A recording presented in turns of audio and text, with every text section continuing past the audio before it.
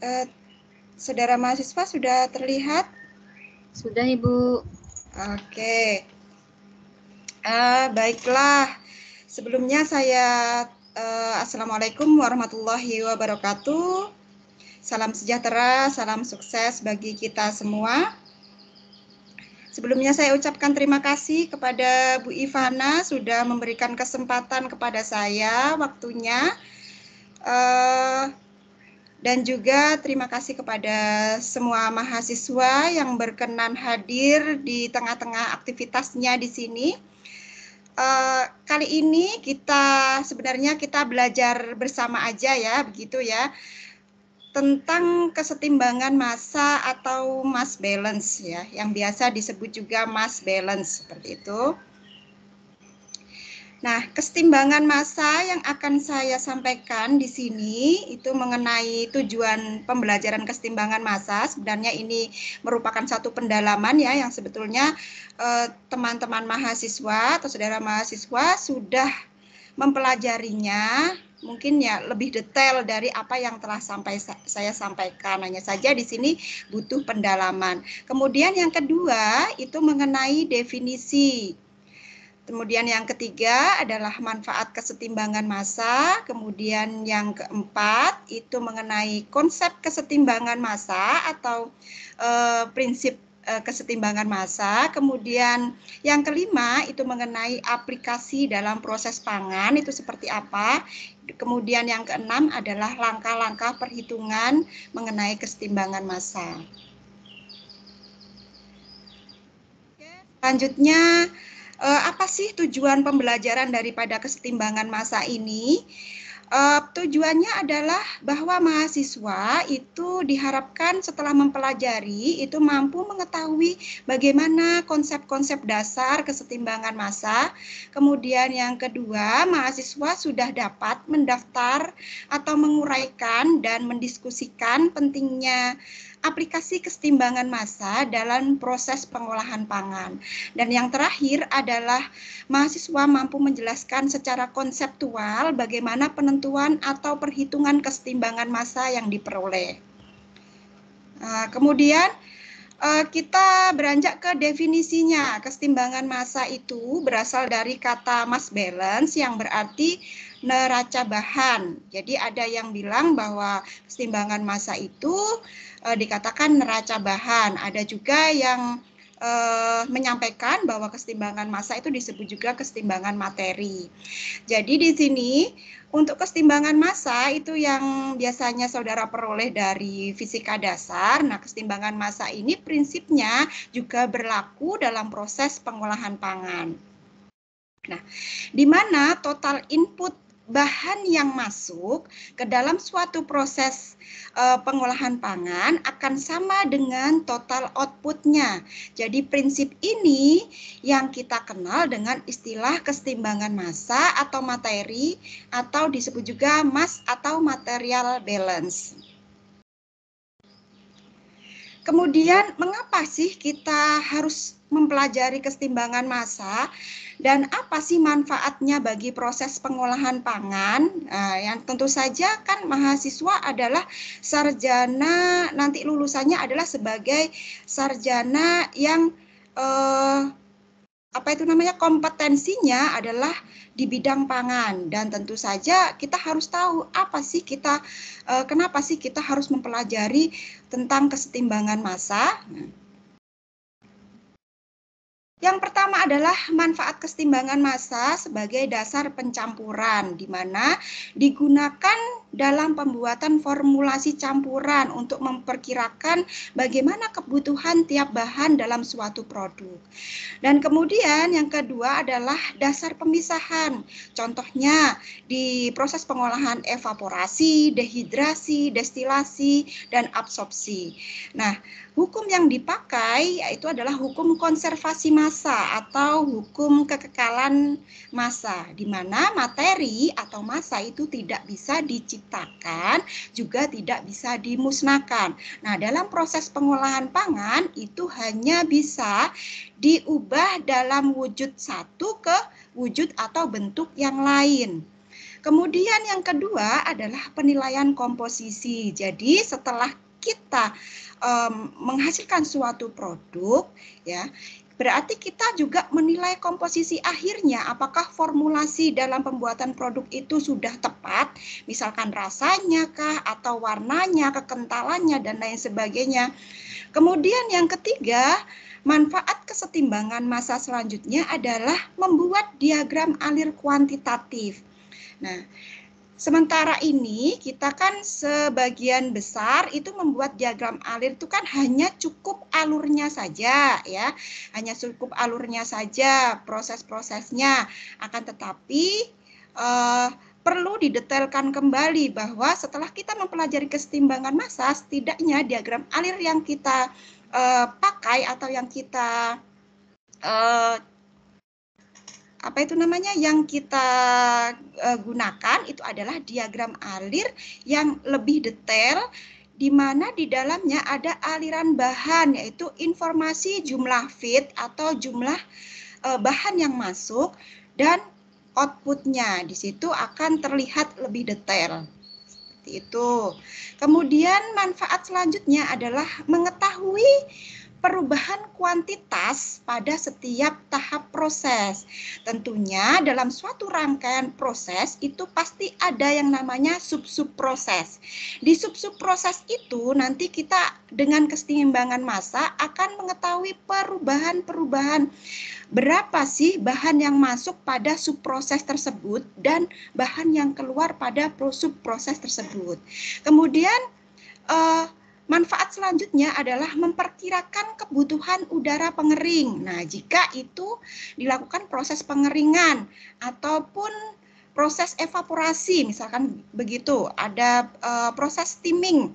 Jadi berapa sih udara atau udara kering yang dialirkan. Kemudian selanjutnya adalah mengetahui efisiensi pemisahan atau efisiensi proses. Kemudian selanjutnya adalah mengetahui acuan mengadakan scaling up atau perbesaran ataupun penambahan skala produksi. Dari yang sebelumnya skala kecil, kemudian dengan adanya kesetimbangan massa kita bisa menambahkan atau melipat gandakan acuan menggunakan acuan kesetimbangan massa digunakan untuk scaling up. Kemudian manfaat selanjutnya, pada dasarnya sekarang ini industri terutama industri pangan itu sudah mengarah ke arah produksi bersih. Jadi kesetimbangan massa itu digunakan untuk berapa sih jenis atau jumlah limbah yang terbentuk atau dihasilkan. Nah, ini dijadikan suatu acuan pengambilan keputusan yang digunakan untuk penanganan limbah dalam proses produksi bersih, apakah di-recycle ataupun diapakan, seperti itu. Kemudian konsep kita masuk ke prinsip kesetimbangan massa. Prinsip kesetimbangan massa yang pertama adalah mengenai hukum konservasi massa atau hukum kekekalan massa, di mana jumlah bahan yang masuk itu sama dengan jumlah bahan yang keluar ditambah dengan jumlah massa yang tertinggal. Tentunya dalam suatu proses itu pasti ada namanya jumlah massa yang tertinggal atau massa yang tertinggal di suatu alat, seperti itu. Kemudian prinsip selanjutnya adalah bahan mentah itu sama dengan produk ditambah dengan bahan sisa ditambah dengan bahan yang tertinggal di satu alat atau mesin yang kita gunakan. Kemudian prinsip selanjutnya adalah bahan masuk atau input itu dikurangi dengan bahan keluar atau output sama dengan akumulasi. Nah, akumulasi di sini disebut juga bahan sisa atau bahan tertinggal. Nah, jika terjadi seperti ini, maka inilah yang disebut dengan keadaan unsteady state. Nah, keadaan unsteady state ini merupakan keadaan di mana bahan tersebut terakumulasi menjadi bahan sisa atau bahan yang tertinggal di dalam mesin. Jadi konsentrasi komponen itu berubah oleh perubahan waktu. Dilihat dari diagramnya, itu saudara bisa lihat bahwa bahan masuk, kemudian ada akumulasi bahan atau sisa bahan yang tertinggal di dalam suatu alat, kemudian itu ada bahan keluaran atau bahan atau produk. Kemudian bila tidak terjadi akumulasi atau tidak terjadi bahan tertinggal dalam suatu alat, maka akumulasi dinyatakan sebagai nilainya adalah 0. Jadi di situ karena tidak ada akumulasi, maka bahan masuk itu sama dengan bahan keluar. Bahan masuk sama dengan bahan keluar, keadaan inilah yang disebut dengan keadaan stabil atau keadaan steady state. Nah, ini terjadi pada proses pengolahan pangan yang bersifat kontinu. Jadi bahan masuk itu dalam proses, kemudian sama dengan bahan keluar. Jadi di sini tidak ada akumulasi bahan tertinggal. Untuk prinsip selanjutnya adalah kesetimbangan massa total dinyatakan dalam satuan berat atau satuan berat per satuan waktu. Kemudian untuk kesetimbangan massa komponen itu dinyatakan dalam fraksi massa atau prosentase. Selanjutnya adalah mengenai proses pengolahan. Sedikit ini perlu diketahui bahwa proses pengolahan secara kontinu itu biasanya terjadi dalam keadaan steady state. Nah, ini merupakan yang diinginkan dalam operasi skala besar. Jadi proses-proses pengolahan dalam skala besar itu biasanya terjadi proses kontinu, di mana kontrol prosesnya itu lebih sederhana, kemudian kualitas produk itu lebih mudah dikelola. Sedangkan dalam proses skala kecil itu pemrosesan bahan itu secara batch atau terputus. Nah, itu lebih umum dilakukan dalam skala kecil. Ada pula proses pengolahan di mana kombinasi keduanya adalah proses batch maupun proses kontinu, tetapi ini juga jarang seperti itu. Kemudian ada cara untuk kita bisa menghitung kesetimbangan massa. Tentu saja ada langkah-langkahnya. Yang pertama adalah terlebih dahulu saudara mahasiswa gambar dulu sketsa diagram alir ya, begitu. Diagram alir prosesnya dan dilengkapi dengan kecepatan aliran bahan. Kemudian yang kedua, jika prosesnya itu proses kontinu, nah, itu susah sekali untuk mengetahui berapa bahan yang masuk dengan bahan yang keluar. Berbeda dengan proses batch. Kalau proses batch atau proses yang terputus, itu kita akan mudah mengetahui berapa bahan masuk dan berapa bahan keluar pada masing-masing subproses. Tetapi dalam proses kontinu, kita memilih kalkulasi basis ya, basis kalkulasi atau basis bilangan agar mempermudah perhitungan. Basis bilangan tersebut bisa 100 satuan berat per satuan waktu. Kemudian setelah kita pilih basisnya, jika itu adalah proses steady state, kemudian proses selanjutnya adalah identifikasi sistem. Dengan kita gambarkan garis putus-putus, itu merupakan suatu sistem yang akan kita hitung. Kemudian yang langkah keempat, itu kemudian kita beri simbol, terutama untuk item-item yang tidak diketahui jumlahnya. Setelah kita beri simbol, kemudian kita tulis hubungan neraca massa dari konstituen yang sudah ada. Kemudian pada langkah ke-6 kita menjabarkan dan menyelesaikan perhitungan dari aljabar yang sudah diketahui. Dan langkah selanjutnya, langkah terakhir adalah kita membuat tabel input dan tabel output massa pada tahap proses tersebut. Kemudian selanjutnya kita mempelajari tentang bagaimana sih aplikasi dalam proses pengolahan. Nah, kita belajar di sini tentang kesetimbangan massa total pada proses pengupasan. Nah, di sini terlihat bahan berkulit karena ada prosesnya adalah pengupasan, tentu saja feednya adalah bahan berkulit ya. Contohnya misalkan buah kilogram, kemudian di situ ada boundaries ya, apa itu namanya, sistem yang kita tandai dengan garis putus-putus di situ, kemudian di situ ada proses pengupasan, kemudian bahan yang keluar di situ adalah tentu saja produk yaitu bahan yang terkupas Z kilogram, kemudian tentu saja adalah karena ini proses pengupasan itu adalah kulit dengan sebesar Y kilogram. Maka yang disebut kesetimbangan massa total atau keseluruhan berarti X sama dengan Y ditambah dengan Z. Jadi kalau kita ingin tahu bahan terkupas, berat bahan terkupas itu sama dengan X dikurangi Y kilogram. Nah, baru kemudian kita bisa menggambarkan tabel input dan tabel output agar mudah kita mengetahui apakah bahan yang masuk itu sama dengan bahan yang keluar. Jadi bahan berkulit X kilogram, outputnya adalah bahan terkupas dan kulit sebesar Y kilogram. Kemudian aplikasi selanjutnya itu pada kesetimbangan massa total pada proses perendaman.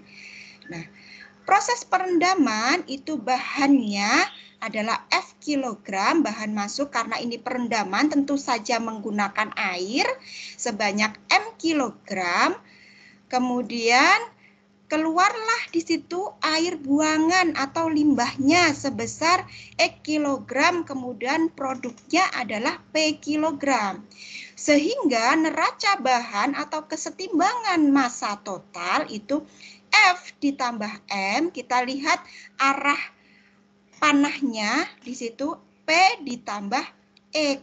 Sehingga kemudian tabel input dan outputnya, input yang masuk adalah F kilogram bahan dan air sebesar M kilogram, kemudian output atau keluaran adalah produk P kilogram, kemudian air X kilogram. Kemudian kesetimbangan massa total pada proses evaporasi. Ini contoh pada proses evaporasi. Jadi dalam proses evaporasi itu kan berarti mengurangi kadar air. Jadi bahan yang masuk tentunya adalah bahan yang memiliki kadar air tertentu, kemudian pengurangan kadar air maka diuapkan, dievap. Jadi di sini bahan masuk F kilogram karena ada uap air yang keluar, maka uap airnya adalah M kilogram dan produk yang dengan kadar air yang telah ditentukan, maka produknya adalah P kilogram. Jadi kesetimbangan atau neraca bahan total itu F sama dengan M plus P.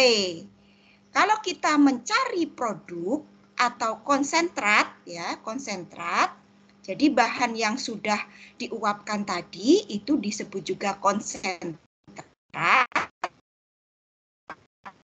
Jadi mencari konsentratnya itu berarti F dikurangi uap air. Begitu.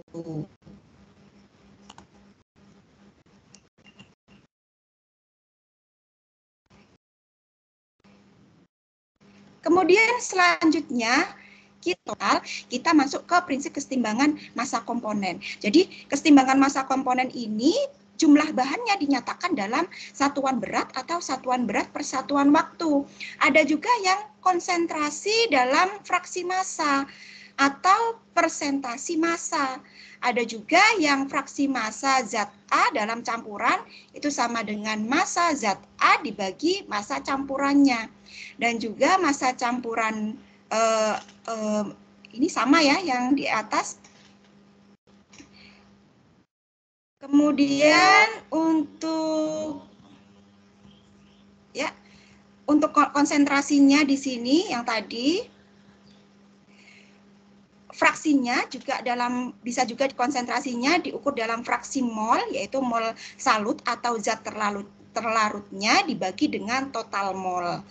Kemudian bagaimana sih aplikasi dalam proses pengolahan dengan melihat kesetimbangan komponen? Jadi komponen tadi ya, komponen tadi kita menyebutnya bisa dalam persentase atau dalam fraksi dalam bentuk lain atau mol seperti itu. Contohnya di sini, bahan pekat ya, bahan pekat karena ini prosesnya pengenceran, tentu saja bahan pekat ini akan diencerkan ya, bahan pekat itu F kilogram, komponen solidnya itu X%, dan airnya M kilogram.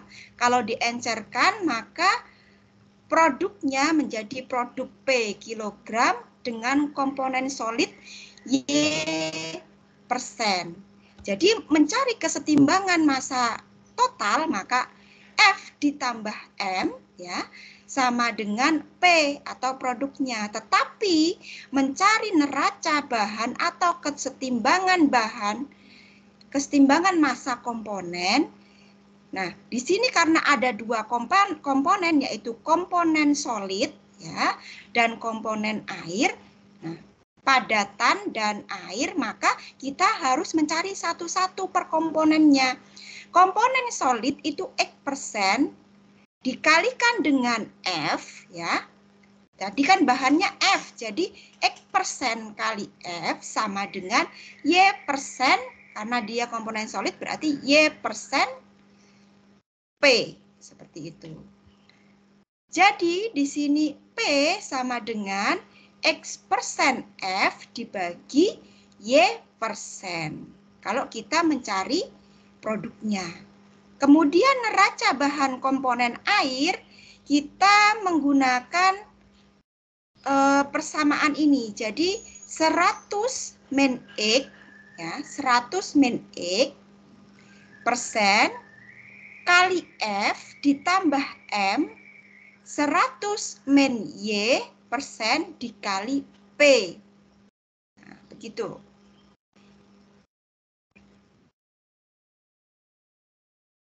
Untuk selanjutnya kita terapkan pada contoh soal. Ini contoh soalnya produksi krim rendah lemak 18%-nya ya, komponennya adalah 18% lemak, berat per berat ya, dari double creamnya adalah 48% lemak, susunya adalah 3,5% lemak.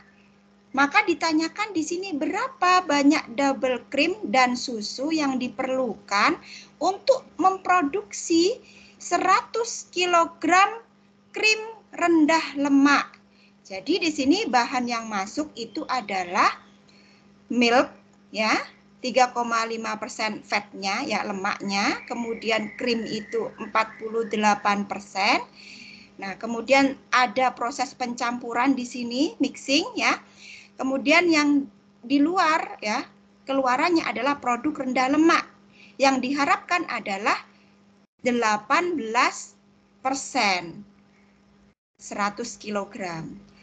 Jadi, jika double creamnya itu kita gunakan simbol Y kilogram dan susunya itu kita gunakan simbol X kilogram, maka kesetimbangan massa totalnya adalah X ditambah Y sama dengan 100 kg. 100 kg ini adalah krim rendah lemak keseluruhan. Kemudian kesetimbangan massa komponen itu kalau kita lihat milknya, nah ini kan kita ada komponen lemak berarti 0,035 karena 3,5% itu 0,035 X ditambah dengan 0,48 Y sama dengan 100. Nah, dari sini kita masukkan dalam persamaan 1 dan persamaan 2. Kita gunakan persamaan 2. ya, 0,035 X. X-nya itu kan berarti di persamaan 1 mencari X adalah 100 min Y. Kita masukkan ke sini. Kemudian ditambah 0,48 Y. Nah, nanti kita bagi, kita tahu berarti variabel Y di sini jumlahnya adalah 32,58 kg dan X-nya adalah 67,42 kg. Jadi di sini berarti untuk menghasilkan krim rendah lemak dengan kandungan 18% lemak pada 100 kg ini, maka mengandung Y sebanyak, Y ini adalah krimnya mengandung Y ya, yang kita masukkan adalah krimnya sebanyak 32,58 kg dan susunya adalah sebanyak 67,42 kg. Jadi demikian saudara mahasiswa, mungkin ada yang ditanyakan, silahkan.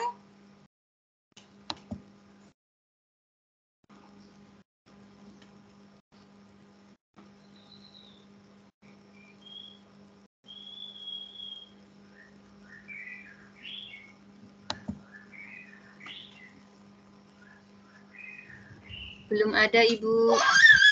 Belum ada?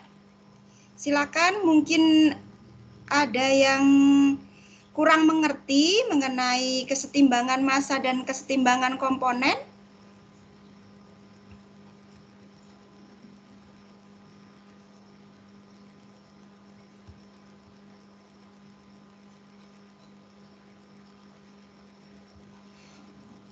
Sudah mengerti semuanya ya berarti ya?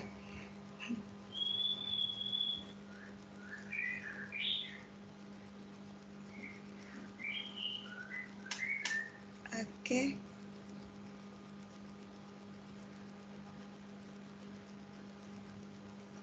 Mungkin dari saudara ada yang berarti sudah paham semua ya? Atau bagaimana? Oke, Bu Ivana.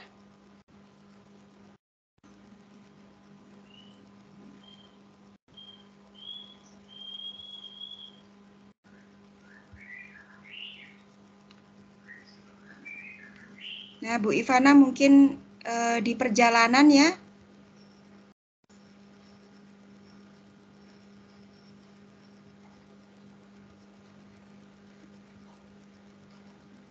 Nah, mahasiswa, ini saya share ya, contoh ya. Jadi kesetimbangan massa itu bisa juga ya digunakan untuk jika nanti ada tugas akhir seperti itu.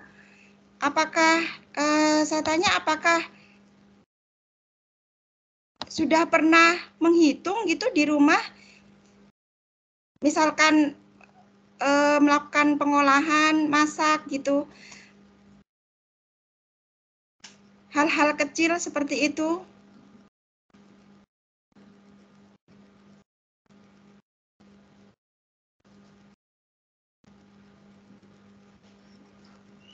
Oke.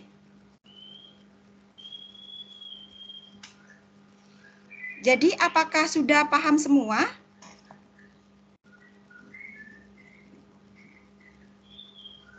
Halo. Sejauh ini sudah, Ibu. Oke, kayaknya ini yang nyambung saudara Nabila saja ya, yang lain mungkin ditinggal sibuk kali ya, atau dalam perjalanan seperti itu. Iya, Ibu, kemungkinan. Iya, ini Bu Ivana juga dalam perjalanan sepertinya. Untuk Miftahul Arifin mungkin, Abdul Ghafur, Dwi Ima, bagaimana? Apakah sudah paham?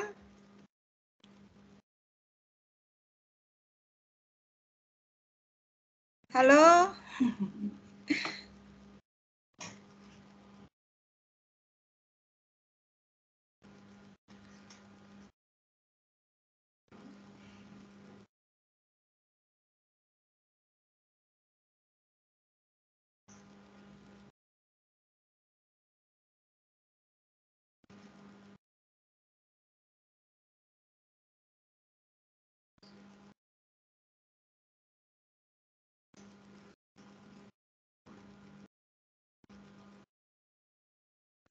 Gimana? Halo, apakah ada yang ditanyakan?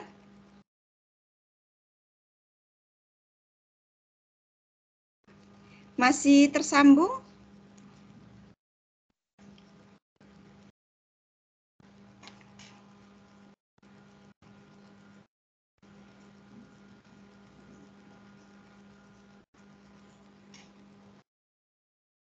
Halo. Tidak ada ya? Tidak, Ibu. Ini saya ingin share ya, mungkin ini yang menyimak Saudara Nabila saja ya. Ini salah satu contoh praktikum ya. Salah satu contoh praktikum ini bisa digunakan untuk mungkin tugas akhir ya, tugas akhir. Jadi ada namanya perpaduan antara kombinasi antara kesetimbangan massa dengan kesetimbangan energi, itu bisa digunakan untuk tugas akhir. Nah, contohnya di sini ada salah satu hasil praktikum gitu ya.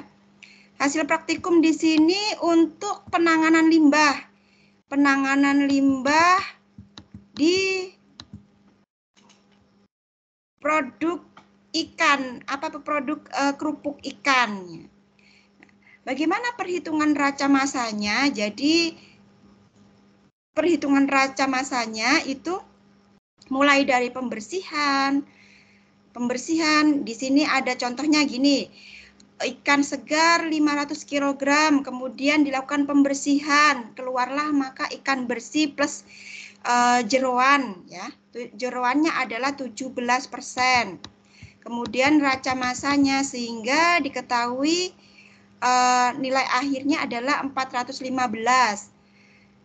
Nah, di sini sampai pada pencucian, grinding, kemudian mixing, karena ini membuat kerupuk ya. Jadi ada pencampuran tapioka, air ya, gula, garam, nah bahan penyedap dan lain sebagainya. Nah, maka di sini sampai akhirnya pencetakan, steaming ya, pengeringan, kemudian masuk ke produk kering, yaitu produk kerupuknya. Ini digunakan untuk menghitung sebenarnya kerupuk itu apakah di produk akhirnya itu banyak yang dengan masukan sebanyak itu produk akhirnya jadi berapa ya gitu. Nah, ini adalah neraca atau tabel input dan outputnya.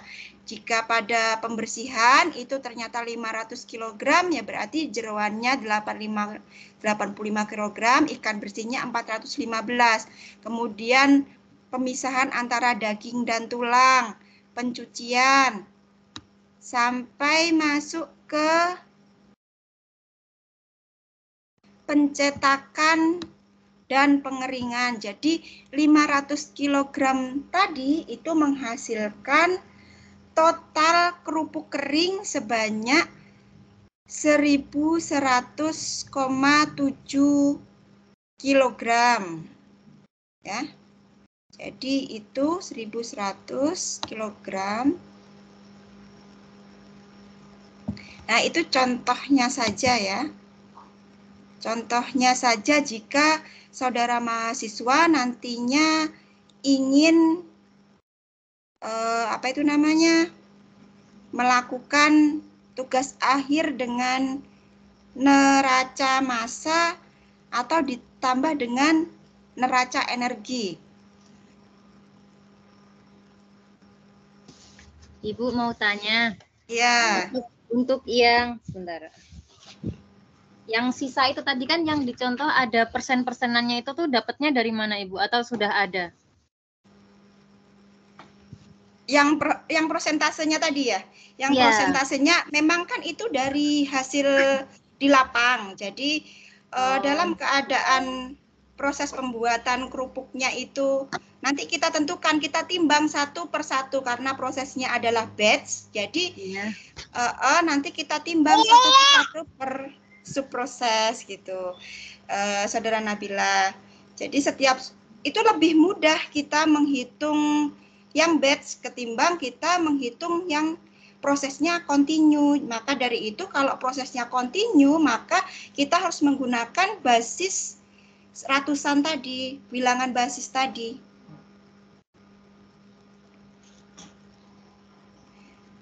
Bagaimana, Saudara Nabila? Oh iya. Oh karena itu tadi ya Bu ya yang di apa tabelnya itu sendiri-sendiri jadinya dapat persentase itu tadi ya.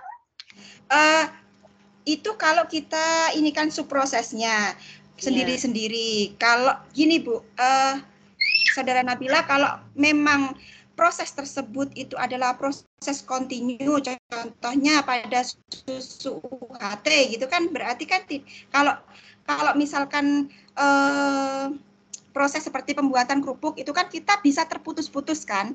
Nah, itu kita akan lebih mudah untuk menghitungnya karena kan kita ngambil produknya, terus kemudian airnya kita timbang, itu kan lebih mudah kita untuk mengetahui jumlahnya. Tetapi kalau itu prosesnya kontinu, itu kan susah kita untuk menghitungnya, maka menggunakan yang namanya basis bilangan tadi. Itu. Oh, paham Ibu, paham. Iya, baik.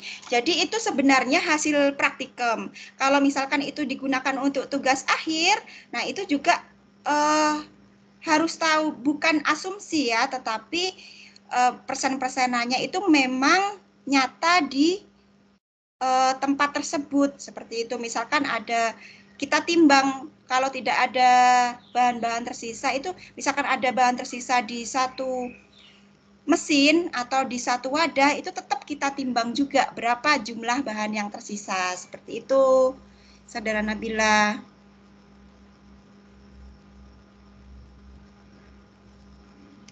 Iya Ibu, terima kasih penjelasannya.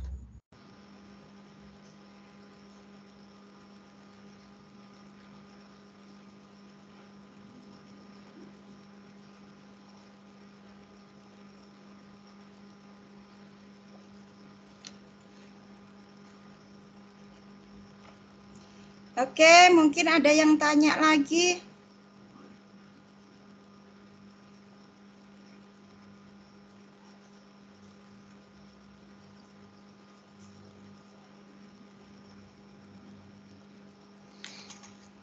Mungkin mau ada yang tanya lagi?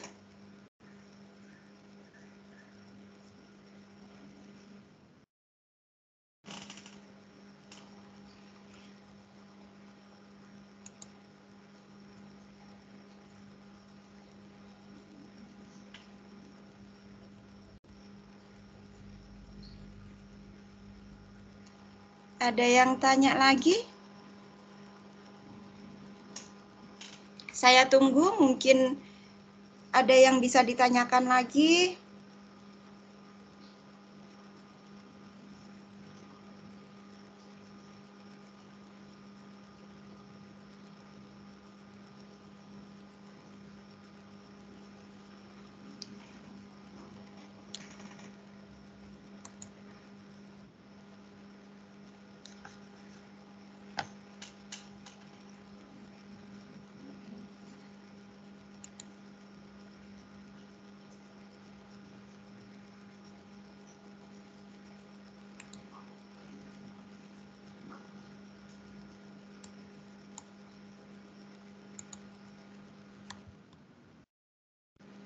Oke, jika tidak ada, bisa diakhiri ya. Assalamualaikum. Ya, Ibu. Ya, udah. Cukup sekian, mungkin. Nah, ini Bu Mutiara, Saudara Mutiara, mungkin ada yang ditanyakan?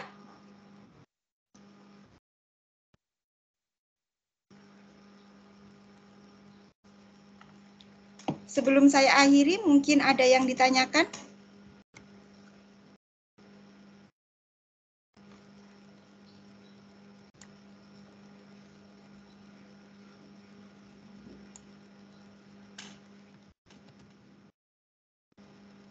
Mungkin ada yang ditanyakan.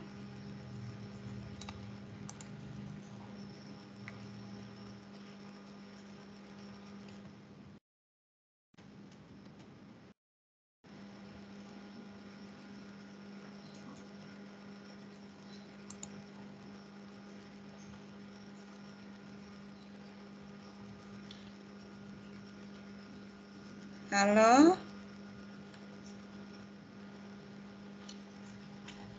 Gimana?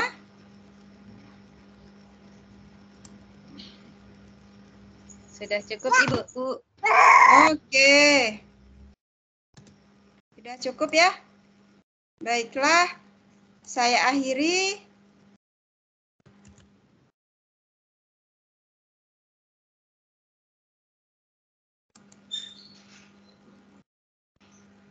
Oke.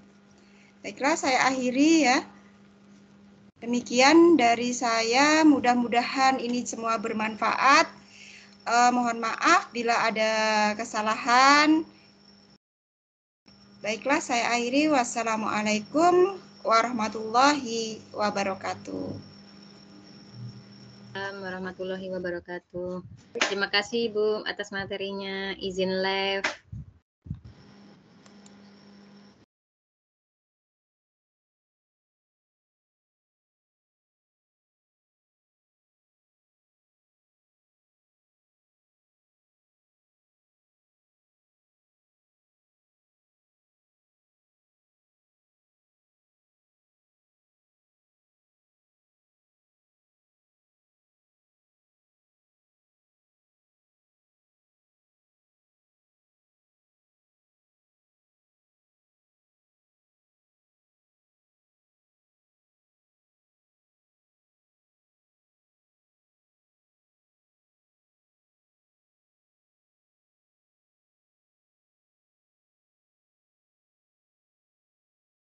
Bapak Ibu, terima kasih ya. Mohon maaf saya tadi terlempar. Terima kasih Bu Iit. Terima kasih teman-teman mahasiswa semuanya. Semoga Jumat depan kita bisa bergabung kembali ya dengan mata kuliah yang lain. Selamat beristirahat. Sampai jumpa semuanya. Vaksin sudah hadir.